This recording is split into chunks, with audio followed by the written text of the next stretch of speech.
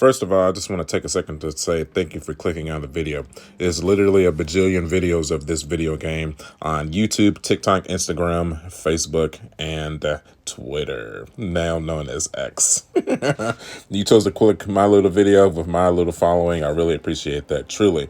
Now, with that out of the way, it goes to say that without a doubt, Spider-Man 2 is easily one of, if not the best game to release in 2023. It is my current personal choice for Game of the Year. Yes, that is over Baldur's Gate 3 and The Legend of Zelda Tears of the Kingdom.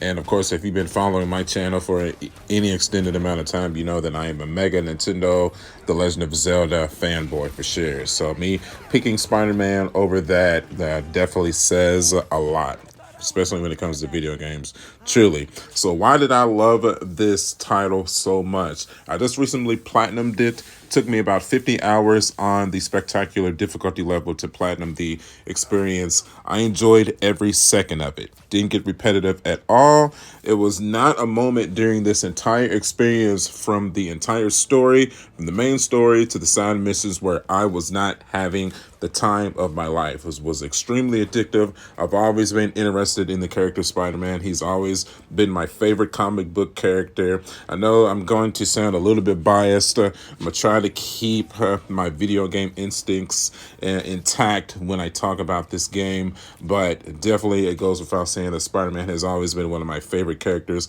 in all of media since I was a kid. So what makes this game so good? Let's start out with story. This is easily one of, if not some of the best Spider-Man storytelling I have ever witnessed in my entire life. From the 90s animated series, to the Tobey Maguire movies, to the Andrew Garfield movies, to the MCU. Just the storytelling when it comes to Sandman, when it comes to Kraven the Hunter, when it comes to Venom. This is definitely some of the best Venom Spider-Man interactions I've ever witnessed in any form of media. It is so good. The decision to, spoilers, include Harry Osborn and make him Venom, with the whole relationship between him and Peter, their best friends, then he eventually has to have this symbiote suit to save his life, and then Peter getting it to save his life, and then Harry getting it back, and then eventually turning into Venom was such a brilliant storytelling. You know, what's crazy is I've actually seen some people in some of the Facebook groups say that the story is not that good. I don't know what they're expecting in some of these superhero games, and I don't know if they were expecting some kind of Oscar level genius storytelling here, but when it comes to superhero stories in general, it doesn't get any better than this. I'm sorry. I mean, when it came to the story, I mean, this is right up there with No Way Home for me. This is right up there with Spider-Man 2 for the Tobey Maguire franchise. It's just the best. It was the absolute best. Easily one of my Spider-Mans, if not my favorite Spider-Man game of all time. Just the story is just top notch. Like I said, when it comes to Spider-Man stories, it does not get any better than this, truly. My only gripe about it, and not even having anything to do with the video game, it's more with the movies. Why have we not seen an MCU battle between Spider-Man and Venom yet? Listen, I love the Tom Holland MCU Spider-Man trilogy, but God almighty, dude, it was such a missed opportunity, especially having the Venom movie from Sony. Not my favorites, but you mean they're not terrible. I think I'm well enough to say that now. They're not the worst movies I've ever seen in my life, but I would love to have seen that Venom interact with Tom Holland's Spider-Man. Just the fact that we haven't seen that in movie yet is baffling to me, and this video game just enforced that viewpoint tenfold, truly. Every Spider-Man game, the most important aspect, personally, in my opinion, is the traversal around the city, the swinging. If you don't have good swinging, you're not going to have a good Spider-Man game. It's as simple as that. You can have the best combat in the world, but if you're not having fun actually swinging around New York, Brooklyn, Manhattan, Staten Island, you're just not going to have a good time. And what they did in the original Spider-Man was top-notch. It took that formula from Spider-Man 2, flipped it over on top of his head, damn near made it perfect. What they have here, they have given us the web wings. You know, I'm not really that inclined in the comic book.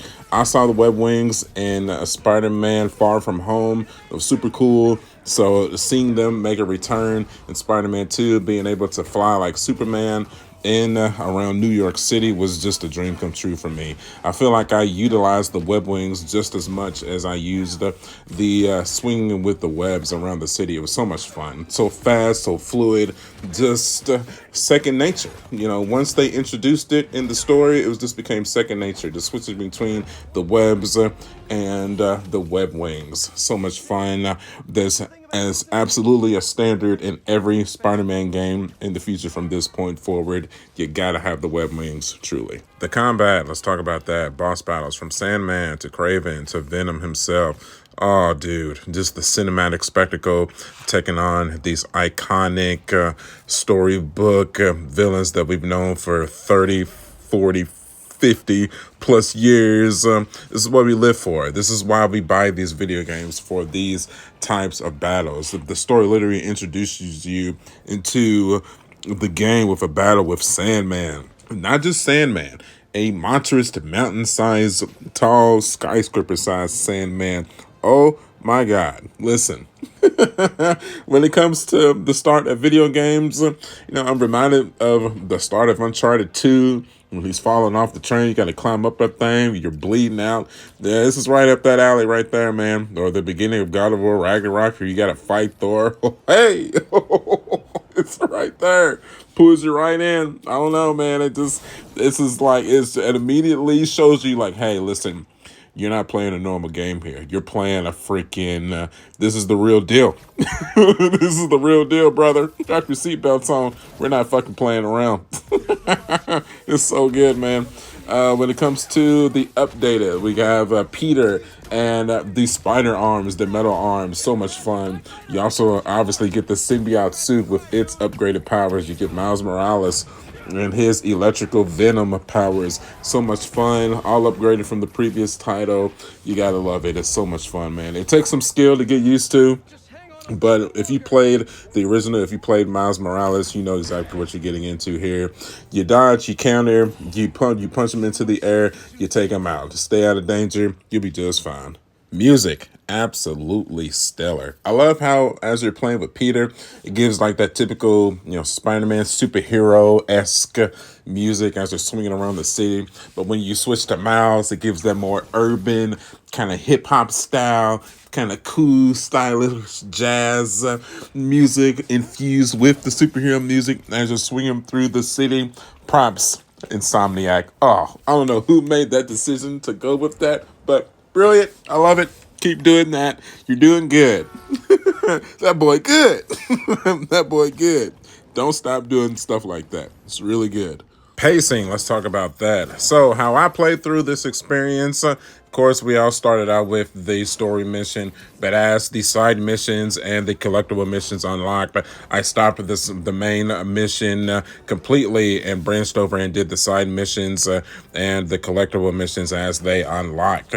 The game absolutely rewards you for doing this. I don't know if y'all noticed it or not. I know a lot of people breeze through the main story mission just to see the story, but I like to pad my time. I like to kind of get as much experience as I possibly can out of the game before I finish it, because once I finish the story, I'm pretty much done. I might have a little bit extra to complete once I complete the main story, but if I can help it, I like to do all of the side stuff first before I complete the main story, because I feel like the side stuff is pretty well integrated into the main story, and I feel like Spider-Man does a really good job with that. And like I said, it rewards you.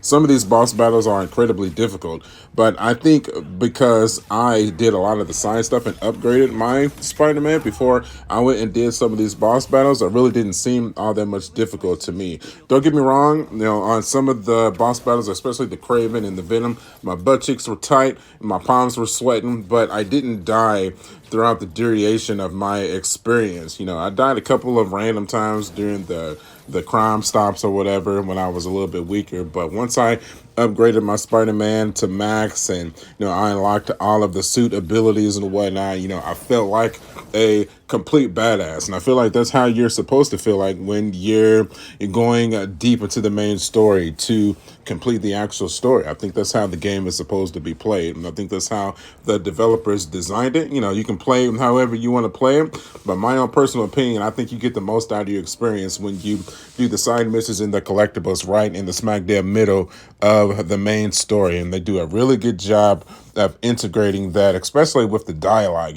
Peter and Miles will stay like, maybe I should check out the city. Maybe I should go and collect some stuff. Maybe I should see how New York is doing before I continue on with my main adventure. I love that. And Insomniac always does a really good job of that. Really, they do. Unlockables. Let's talk about that. So when it comes to the new suits and the old suits that were in the first couple of games that are now make their way into this game, basically every spider suit that I've ever had any emotional connection to makes its way into this game, from the Tobey Maguire suit and the Dark suit to the Andrew Garfield suit to basically all of the Tom Holland suits, the homemade, the Stark suit, the integrated suit, the new Stark suit. They're all here. Kind of sucks the animated suit didn't make its way in. I definitely noticed that the 90s animated suit, if I had to pinpoint one little nitpick suit that didn't make it in there, the Spider-Verse Spider-Man suit didn't make it in there, the Peter B. Parker. The Miles Morales Spider-Verse suit made it in, but Peter B. Parker suit didn't make it in. I guess if I want to complain about something, I guess that. But the game itself, I really don't have any complaints at all, man. I guess, I've seen some people try to talk about the combat. It's a little bit repetitive. It is not. There's so many options with the combat between Miles and Peter. There's just so many different variations of combos and how to take out your opponents. And the enemy variety is really cool too when it comes to the symbiote enemies, the hunters from Kraven, just your regular street thugs, the flame guys, the cultists. It's super cool. You don't need too much. Like I said, it took me about 50 hours to get the platinum. And that's playing through the entire game, not just through the main story. You can probably blow through the main story about maybe 25 hours tops. I would guesstimate that. But I mean, it took me the 50 hours to complete basically the entire adventure. That's good. That's perfect time limit for a $70 game in 2023. I don't need 130, 200, 300 hours of gameplay. That's when you start getting bored. There's some aspect of the game that's not going to make you happy. It's just inevitable. But the 50 hours that I spent in Spider-Man 2, it was nothing that I felt like I'm like, oh God, I'm so bored. Or, oh God, I'm so frustrated. Like, why, God, this part sucks. Even the Mary Jane missions, they gave her a stun gun in this one. She can sneak around. She can actually point and shoot in this one. That was my main gripe from the first one. But in this one, they gave her some more action elements. And I really appreciated that. Where her missions needed, not necessarily, but I definitely understand the integration for her parts into the story. Mary Jane Watson has always been an integral part of Spider-Man, so I get it. I don't know what the point of this video was. I really don't. It's just me trying to take 10, 15, 20 minutes to talk about how I think this game is going to win Game of the Year. Is it going to win? Probably not. They're probably going to pick Baldur's Gate 3. That seems to be the popular choice right now. I know a lot of people are still loving Zelda Tears of the Kingdom as well. I enjoyed it, but honestly, I enjoyed Spider-Man 2 a bit more. It fit more into my gears. I love Zelda, but I don't know, this year particularly, and maybe in my mature age, I just enjoyed Spider-Man more, man. I really did. Grab this game, play this game. This is not a game to be missed. If you're any type of a Spider-Man fan and you own a PlayStation 5 and you don't have this game, what are you doing with your life? Jesus Christ, brother. You got to get into it. You really do. Don't waste this opportunity, man. This is prime AAA storytelling, gameplay, combat, just all of those little Easter eggs and knickknacks, and the gaming doesn't get any better than this. It really doesn't. Trust me, I've been doing this for 30 years, and I feel like I have the experience and the expertise to express to you guys that this is not a fucking experience to be missed. Truly.